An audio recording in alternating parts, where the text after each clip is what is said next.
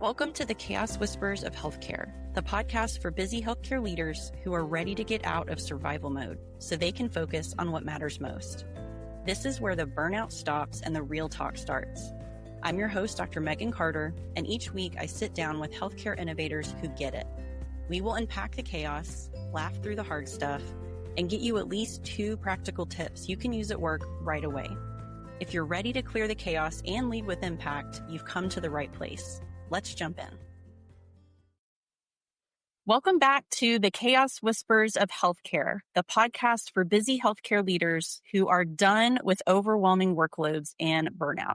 This podcast is built around the big idea that you were not meant to prove your worth through exhaustion. We help you get out of survival mode by discussing your real-world pain points and giving you at least 2 practical tips you can put in place right away. Today's guest is the amazing Dr. Bob Dent. Now, if you've been in nursing leadership for a few years, you already know his name. I've been following his career for a long time, and it's been such a gift to watch him grow and evolve as he supports other precious leaders in the healthcare space. Dr. Dent has been a nurse, an executive, and a coach with more than 35 years of experience transforming leaders and organizations in healthcare.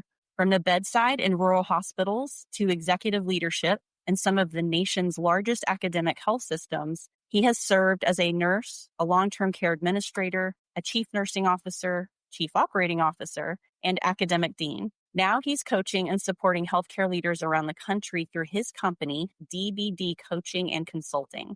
He's known for his brave storytelling, including his own journey of suffering and mental health challenges as a leader in this broken system in the U.S. I am so incredibly excited for this conversation. Welcome to the show, Dr. Dent. Thank you, Dr. Carter, and you can call me Bob. I'm good with that. And I've been following you for quite some time as well. So you're doing a lot of really good work, and I've been looking forward to this conversation with you since you asked. Even in season 1, now in season 2, so I'm excited. Thank you so much. I love that. I'm so excited. I know you have decades of memories to pull from. This is always the hard question that I ask guests, but we'll try to pick one for this next question. We readily acknowledge the reality that healthcare leaders are facing pure chaos at work every single day. What has been your most chaotic moment in healthcare leadership? This was kind of a fun to really go back and think through 35 years. But I'm going to give you a period of time, and we'll talk about that, and we can laugh a little bit about it now. But as a bedside nurse, I'm a critical care nurse by background. Hearts were my specialty. Loved it.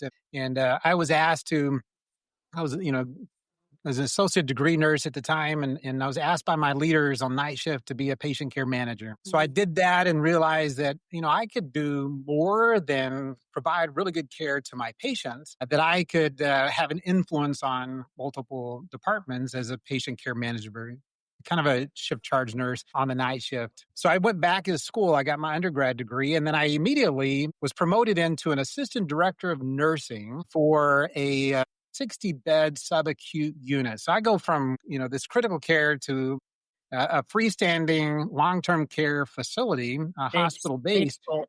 Yeah. And so I'm an assistant director of nursing, my first formal leadership role, and new grad BSN. And people lined up outside my doors to see me, and a lot of them in tears. We received, right after that, a survey which showed substandard care. And there was a lot of other stuff that was going on at that time. So developing relationships has always been what I want to do. So I worked, around the clock in developing relationships and set all that up. But it wasn't 8 months later that I was promoted to the director of nursing for the 180-bed facility. And so again, outside of, the education as a BSN, not a whole lot of support. And I think we see that in today's environment with our nursing leaders. So I was promoted into this director of nursing, and it was right at budget time. And I'd never done a budget, and I didn't know what resources were available. And so I did it all by pencil and paper. Yep. I went line item by line item, pencil and paper, did all of my budget, went and sat down with the finance officer and others, and they said, "Well, Bob, we've got some of these tools and resources available." I'm like, I didn't know that. Yeah. And I was within about $100, $200 from what it was when we put everything into the system. So it made me feel like, I know how to budget, because I love finance and budgeting. Well, 4 months later, I was promoted to the long-term care administrator for this Mm, 180 bed facility. And yeah. not only for as a long-term care administrator, but I was also the campus magnet program director. Wow. And so I was serving and in order to be a long-term care administrator, you had to pass a state and national exam to be a licensed nursing home administrator. And so I went down to Arizona State University. I was in Arizona at the time. And I've checked out every book around long-term care and regulations that I could find. This is not even 18 months into this new formal leadership work that I've been promoted twice, 3 times. And so I checked everything out, studied it, passed both the state and national exam, became a licensed nursing home administrator. The relationships built there, this facility became one of the best in the system.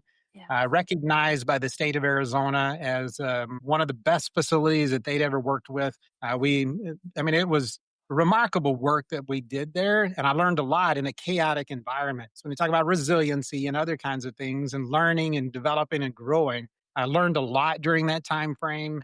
Went back to school at the same time, got an MBA. My wife and I, we had 5 children at the time, so we were busy, both family, school, full time, church, and then all of this work at the hospital or at the long term care in the hospital. So that was a chaotic period for that 2 year time frame, and I Wow. learned so much there that Yeah. has helped me throughout the rest of my career. Really, That's amazing. And what I hear you describing too, Bob, correct me if I'm wrong, is the reward for good work with more work. Like it yeah, was a yeah, rapid, like, hey, you're doing a great job. Let's do this. Not necessarily let's empower you with some training first, as is often the story with nursing leadership and other healthcare leadership roles, which is you're really good at what you do currently. We recognize that potential in you. We're going to give you this promotion, and you may or may not get some onboarding or some support, or it sounds like you were self directed enough to grab those resources. And doing the exercise on paper with finance, I can empathize with that so much. I did the same thing as a baby nurse manager at the age of 29. I'd like these large post-its with like the lines on them. And we mhm, had a daily productivity huddle where we had to explain our variance from the past 24 hours in front of the entire executive team and all the other leaders. No one taught me how to do that. I manually had to calculate. And what was funny is the fear of being embarrassed in front of that group forced me to, I kind of overcompensated, and I knew exactly down to the minute if we were over our quote target, whether it was a volume issue or a clock in, clock out incremental OT, whatever it was, I knew what it was. So then all of a sudden I got, asked to start leading finance conversations, and I'd never taken a finance class. So I think so many nurse leaders can empathize with that part of your story, which is, hey, you're doing great. We're going to push you forward. Best of luck to you. yeah, yeah. Well, yeah, and I came into contact with my long-term mentor at that time, and she Yeah. took me under her wings. That's Rhonda Anderson. I've talked about her before. She Yeah. was the chief operating officer at the facility, and so she took me under her wings, and we still have conversations. Even last week, I had a conversation with her, and that's been almost 30 years ago now. But there's a lot of really good things that I learned along the way, and I think it's those relationships. I tell people, even a frontline, a new nurse Yeah. or a nurse on a unit, I felt like, and I still am, I'm a sponge for learning.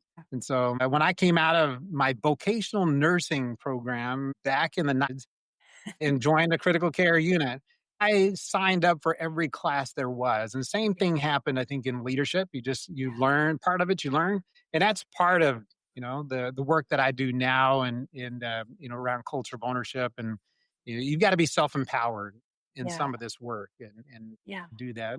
There's a lot of really good lessons learned out of that one. I know. Yeah, absolutely. And I hear you talk about mentoring and coaching. It's so interesting. That's clearly been a continuous theme throughout your professional journey. And so I think that's interesting. It's also another way to face the chaos as a leader is surround yourself with people who are going to help elevate and mentor you. And we know that the struggle is so real as a healthcare leader, and the chaos isn't going anywhere.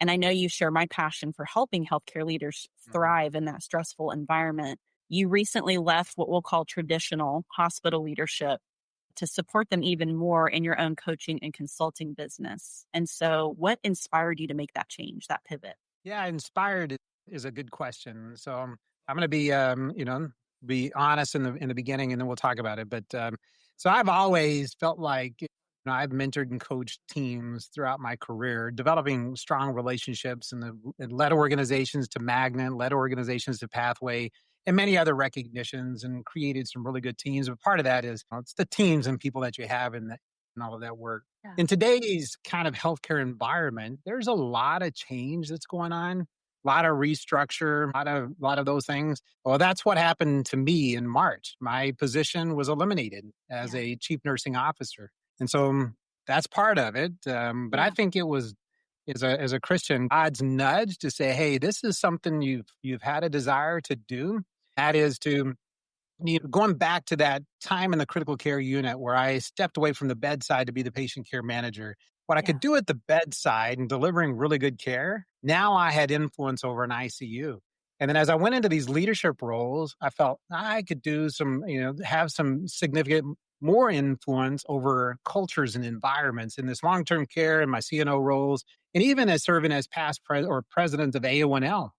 I traveled the country and really tried to support people. So 2 years ago, 3 years ago now, maybe, I went through and did a formal training with Gazweta Business School to become an executive coach and became a board certified executive coach. And so when God gave me this nudge, really, I think in March, I decided, do I want to go back into an operations role? I could anywhere really. Or do I want to see, can I support leaders where they are, Yeah. aspiring nurse leaders, nurse managers, nurse directors, other chief nursing officers, with the experiences that I've had from that very first experience in the long-term care to my roles within academic health systems? Can I be that support for others?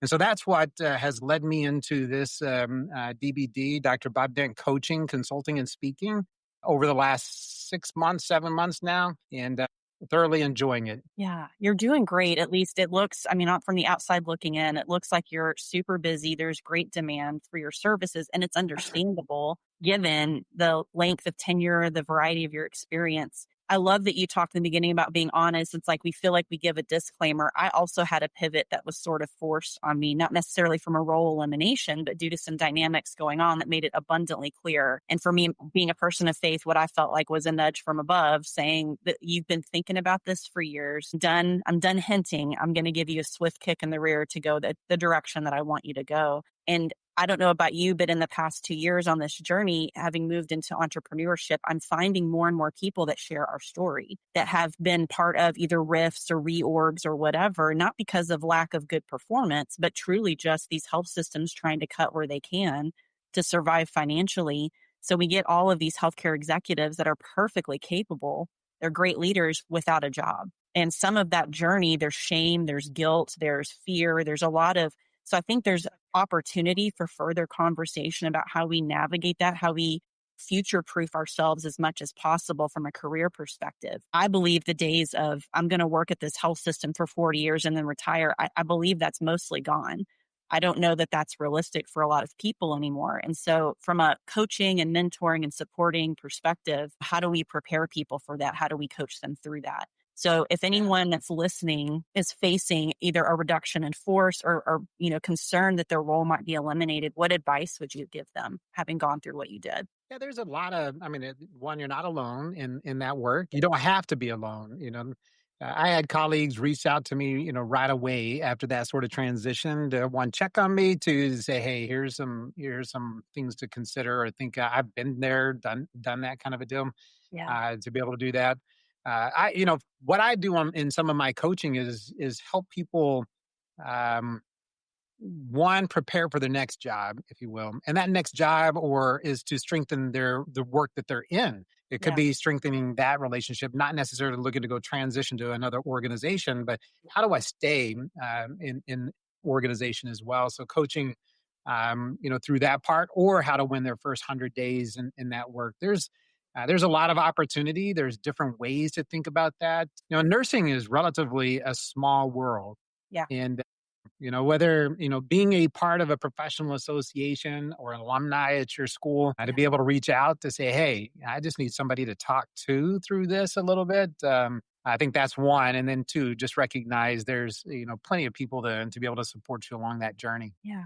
I love that messaging. You're not alone because you're not, folks. So if you're dealing with that, please hear that. I also love that you help leaders thrive during uncertain times, kind of like we've talked about. And you've been really open about sharing your mental health journey recently. And what's struck me as radically beautiful is how you're helping to remove the stigma around mental health in healthcare leadership, especially for executives. I don't know that many clinicians realize the weight that these roles carry every single day. So what advice would you give to a healthcare leader who might be struggling with their mental health right now? Yeah, the pressures are real and Yeah. and they're huge. And it took, I struggled with my, this idea for a very long time before. And I talk about that in some of my keynotes, the mask I wore.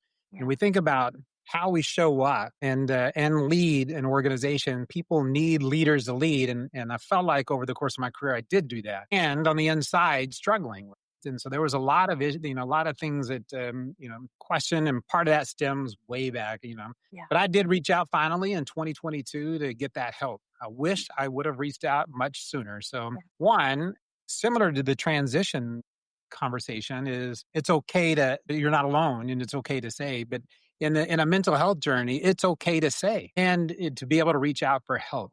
That is really about self-care. And you've got to practice self-care to be self-full with your teams, with the patients, the communities, and everybody else that you serve. But um, reach out and get the help that you need is what I would say. That it's been a huge shift for me, if you will, from 2022 on. It's not linear. There can be ups and downs in that, but I feel like where before I felt like my dark days were getting longer and my bright or sunny days were getting shorter. Yeah. Now my dark days are really shorter and my good days are much longer. So I feel like, in this where I am in my current state, that I can say that it's been a huge shift and very positive. Yeah. Thank you, number one, for sharing that and being vulnerable enough to share that. Again, another topic that I feel like historically we as healthcare leaders and certainly nurse leaders don't talk about openly enough. And I feel like that's shifting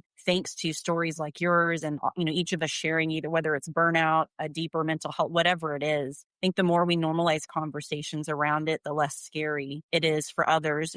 And people are struggling. I mean, they just are in general in the world, not to mention healthcare, where we're the most expensive and sometimes the most unsafe compared to other countries. So I appreciate that. No, the millennial nurses are 30%, 30+% turnover within the first couple of years. Our Gen Z nurses up to 40% or more in the first 2 to 5 years. And a lot of that has to do with, this sense of belonging within their departments and things, workplace health and safety, but their mental health and well-being, this balance.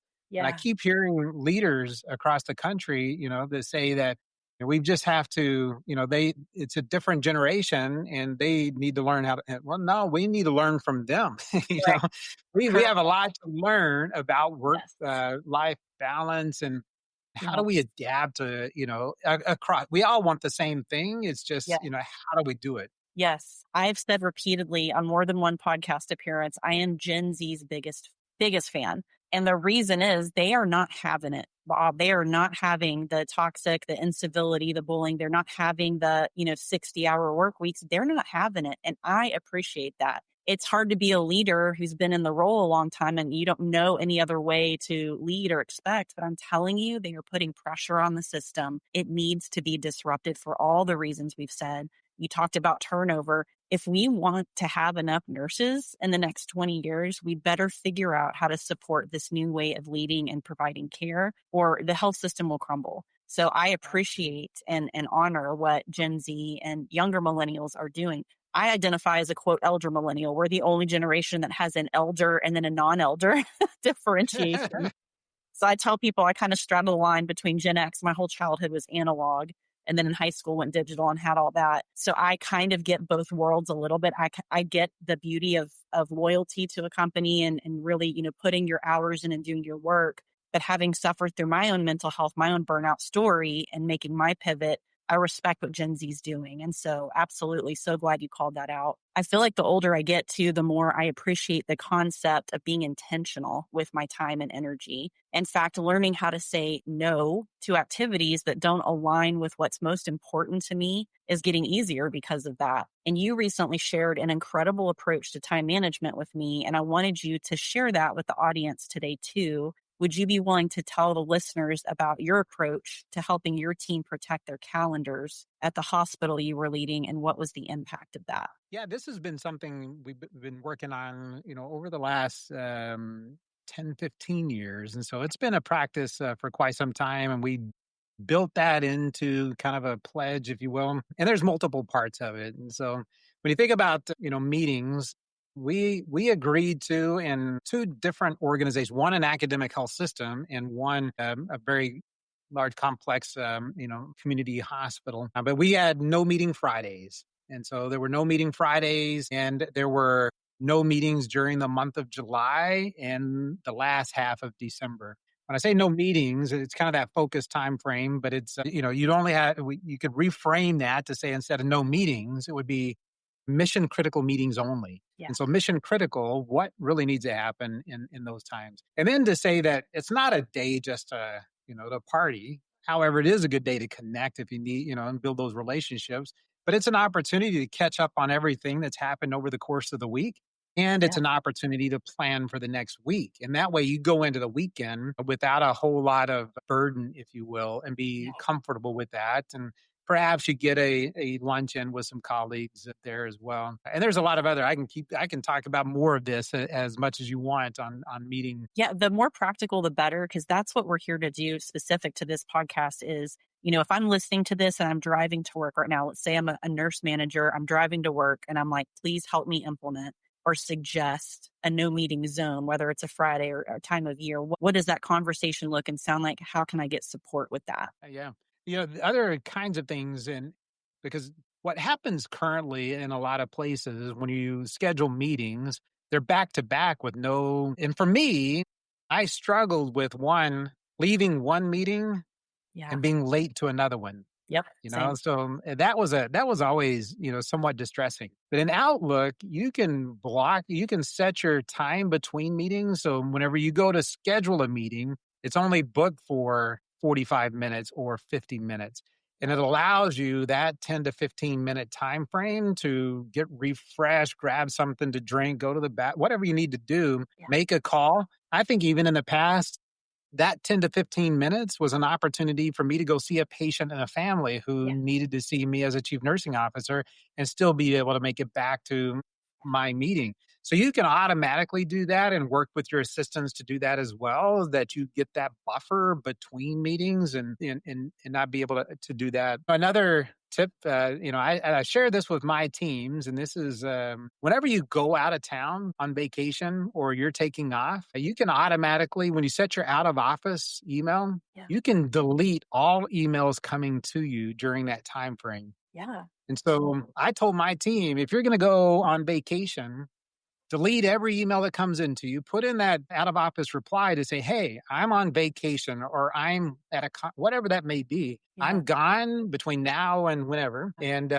all emails will be deleted during this time. Yeah. And if you still need to get a hold of me, reach back out afterwards. Yeah. And because me, looking at my phone, if I've got a 1 on there in my inbox or one notification on my LinkedIn, that's triggering. Yep. And so I've gone on, mission trips to Fiji and Bolivia and for 2 to 3 weeks and deleted every email that came in during that time frame. You know what happens? Nothing. Yeah. Nothing. They'll either reach back out to you or they'll figure out a way to get it done by somebody else. Yeah. And I'm not distressed because I feel like I need to respond to everything within 24 hours. That is but if I have yeah. Go ahead. I'm sorry, Bob. No, if I have if I'm empowering my team, Yes. to delete all these emails, then it's okay. I mean, life goes on. It does. It does. I think that's such a radical notion. And in other industries, when we talk about this, they look at us confused as if, why haven't you done that before? That's the norm. I feel like in healthcare, we're so hardwired to constantly help, which is a good thing. But when we help to the point of sacrificing our own balance outside of work, because we feel like that's what's expected of us, so much of what you've described, you did a lot of this and you set the tone as the executive, which is so important. And for those who are listening who are not in an executive role, if you're struggling or you want this to be a conversation, share this episode with your leader. If you are an executive, please hear what Dr. Bob Dent is saying and understand that your team, whether they tell you or not, they want this kind of balance. These are the kinds of innovative, simple strategies that will help them, that they will want to stay in your organization, because I worked in 5 different hospitals. Not one of them did any of this. I would have loved to have started it, but none of them did. And 2, recognize that as the executive, you either start or stop that culture, that mindset yourself with your own email behaviors too. So caution to those who are responding at 2 or 3 a.m. to emails. You're sending a message to your team that you expect that of them as well. So I love all of those examples. That's incredible. Thank you for sharing that. Yeah. And when going back to that July and December timeframe, when it's mission critical, oftentimes 2 things are happening in July, if you think about it, and December, the last half. Yeah. People are taking vacation during that time frame. So sometimes you'll have members of your team that are not going to be present, because they're going to be on vacation during the summer or at around Christmas time and into the year. But what I would tell my team leads during that time frame is assess the meeting. Because oftentimes we'll set these recurring meetings to happen month after month for years. And so assess the meeting. Are we getting the impact that we really want out of this meeting? Yeah. Do we need to restructure it anyway? Do we have the right people at the table? We don't need everybody. We need the critical few at a particular meeting that's going to have that. So relook at that charter during that time frame. And I've seen meetings end up getting canceled. Yes. No longer after that July timeframe or that December. And we look at what is really needed here, but it's twice a year, kind of an audit and assessment, and you give the meeting owners that responsibility to take a look at it to say, do we have it all right, or do we need to change it? I love that too. And I'll geek out over this for a minute, because one of my tools in my workshop is calendar triage, and the power of it, just like you just did that naturally verbally in your own head. But not everybody's wired or has practice with that. So part of what we do is we ask questions, right? So is it driving value? And we define value. Is it improving metrics, cost savings, building relationships, whatever? If it's not driving value, pause it or delete it. Is it duplicitous? I mean, how many times have we sat in one meeting and heard 30 minutes later the exact same information? And you don't need both meetings. But to your point, very rarely do organizations and meeting owners stop and ask what they can take off versus add. And also, I'll tell you this has been a true confession I've appreciated from a lot of nurse leaders, is sometimes, if they're being honest with themselves, they don't mind having a chaotic looking calendar, because they say the best offense is a good defense. And by having all of their time taken up, whether they choose to attend those meetings or not, they know no one's going to try to squeeze in yet one more meeting, which isn't ideal. It's not healthy, but again, it's become the workaround for them to manage their time differently. So lots of good things to consider. And again, if you're a leader in an organization listening to this, there's no harm in bringing your meeting organizers together and running them through that thought process. Is it value added? Do we really need 100 people at this meeting? Ask them this, challenge them. Anything that you can do to take off somebody's calendar will make you so wildly popular in that moment. It's such a big win for people. So wonderful tips there, Bob. I really appreciate that. So and I think, what that allows leaders to do as well is to be more intentional about what goes on the calendar. I've always been a big proponent of rounding. I talk about my Gemba and being in the Gemba, we're closest to where the work is doing. So 2 things there. One, block that time out. That is sacred time in and of itself, is to go rounding. If you're a leader, going rounding in your units and really getting to know the people, because it's in those building those trusting relationships. Whenever chaos does hit the fan, right? You've got the relationship that they can lean back on. We've got these relationships and everything's going to be okay for the most part. Yeah. So that's one. 2, for me as a chief nursing officer, building in the buffer and being intentional. I always met people where they were, not have them come to my office. And so if I had my one-on-one update or a team meeting in a different part of the hospital, having that buffer allowed me to get there. And then Yeah. I learned from a regional chief nursing officer many years ago. Her name is Kathy Harris out of Colorado, and she would walk really slow, and I'm one, I'm talking fast. Two, I can I can walk pretty fast as well. But she would say, Bob, between here and there, you've got to go slow. Mm, It's in that being slow that you then are approachable. yeah. If you just do a flyby as a chief nurse or as a leader, and not really engaging with the team, Yeah. you're not developing the kind of relationships you want. And then she would even stand at the desk, lean on the desk, not even have to say anything. 3, 4 minutes goes by, and then all of the sudden, staff start opening up. Yeah. And so I learned that many, many years ago, early in my career as a chief nursing officer, and have employed that technique, strategy, if you will.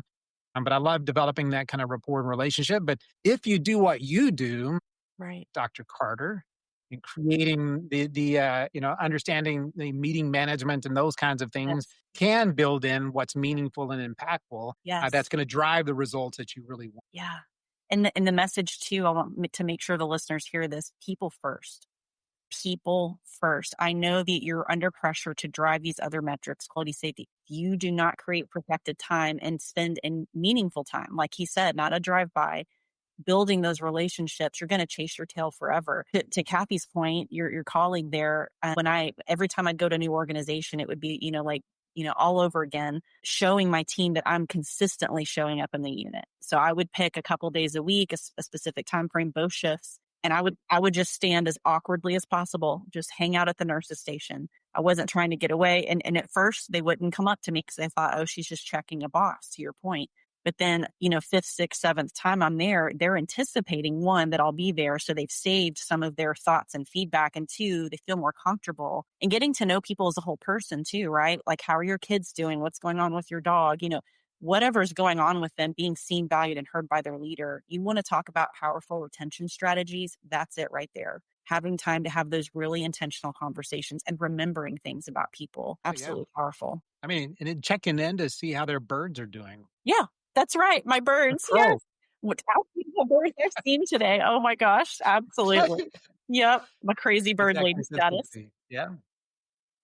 Yes, I love that. Well, we know too, work is a big part of our lives, but it's obviously not our whole experience. And we all need to be able to experience joy and laughter, even outside of work. So something I like to ask all my guests is, where are you going, Dr. Bob Dent, to get laughter in your life right now? Yeah, I mentioned my wife and I, we have 5 children and we have 5 grandchildren, and we got one that lives locally. He's 4 years old. Oh, love And that. so he's not too far away. So he's always saying, Pops, when you get home, you wrestle with me? And I said, sure. And so I've been teaching him how to do real wrestling versus just hitting. But Yeah. so we're real wrestling and everything. And so he beats me 3 out of 5 times anytime that we Yeah. play and do that. He's a cute kid. He's 4 years old. So Yeah. that's one. I love spending time with our family. My wife and I, we do grand camp with our grandkids. We try to do that each year. Yeah. We take all of our grandkids and we'll rent an Airbnb or we'll go to Great Wolf Lodge, and we'll Yeah. spend doing a lot of arts and crafts and things with them. Yeah. We love the great outdoors, and so my wife and I were oftentimes out we love Atlanta. That's where we're here, live in the Atlanta area. But just to get out, do some kayaking, camping, fishing. I love fishing, so I love to get out there with them and do that outdoorsy stuff. And Yeah. I play racquetball 3 days a week. Yeah, I saw And that post recently where you and a friend were in some kind. Was it a full on tournament or just a game? Tell me more about that. Yeah, that's that was I was up in Saratoga Springs, New York, Okay. and Matt Hinkling, he's the chief nursing officer at Davin Healthcare Workforce Solutions, and David Theobald, he's the founder of that organization. So I was up there with them, did a speaking engagement at the SUNY Adirondack Community College, and with students and nurse leaders around mental health. But Matt, for whatever reason, said, "Hey, Bob, I want to challenge you as some racquetball." Now, here's a guy. You could see if you saw the picture. They're both bigger than I am, taller than I am. Matt's a professional hockey player, and he's got a degree in sports medicine. He's got all sorts of stuff, and he's a nurse anesthetist and does a lot of that. And I said, all right, I'll bring my racket. So we played at a local club there, had a great time. And it wasn't until the last game that they realized, now, because I realized when I got there, they really weren't that good. And so I started playing left-handed, my non-dominant hand, the Yeah. whole match. And in the last game, I said, hey, do y'all mind if we play one game right-handed? Yeah. We'll show you how to speed this game up a little bit. And so Yeah. we got a laugh out of that because they thought I was dominant left-handed and I wasn't. But we had a good time. And that's what it's all about, right? Is, being just enjoying life. There's struggles and there's some really good things that are happening too. Oh my gosh, I love that story so much. Yeah, I love the post and just the look on everybody's face. It looked like it was so much fun. And I that is hysterical that you did your non-dominant hand starting out. And they're going to listen to this. And they obviously know because you Yeah, I told do. them. Yeah. But I'll share it with them. that is great. I love it. I love it. Awesome. Well, thank you so much for your time today. Bob, if our listeners want to connect with you, are seeking coaching or mentoring or support, where can they find you? Sure. Yeah. I've got my new website just went live 2 weeks ago. So it's drbobdent.com. So you can check out there with all my services and things that I offer. I am on LinkedIn. You can find me at Bob Dent there. You can email me, bob.dent at doctor, that's drbobdent.com. And I'm happy to connect with you any way that I can. And I'm here to support, just like you, we're here to support our nurses and nurse leaders across the country and around the globe. Yeah, I love that. Thank you so much for taking the time to share your brilliant strategies and your story with us today. I'm so inspired by your journey and the way that you show up for others in your work. I'm so incredibly grateful to know you, and I'm confident you will really help several of our listeners who might be silently carrying more than we know. So thank you, thank you. And just for the listeners, each of Dr. Dent's strategies and tips can be found in the show notes below. Thank you for listening, and until next time, Chaos Whispered. Thanks for joining us on the Chaos Whispers of Healthcare. If today's episode resonated with you, please be sure to follow this podcast, rate, and leave a review on your favorite platform. I'm Dr. Megan Carter, and I will be back next week with more real talk, fresh strategies, and guests who are redefining what it means to lead with impact. Want to keep the conversation going? Be sure to connect with me on LinkedIn and download free tools and resources from my website. Both links are in the show notes. Let's heal this broken healthcare system together, one day at a time.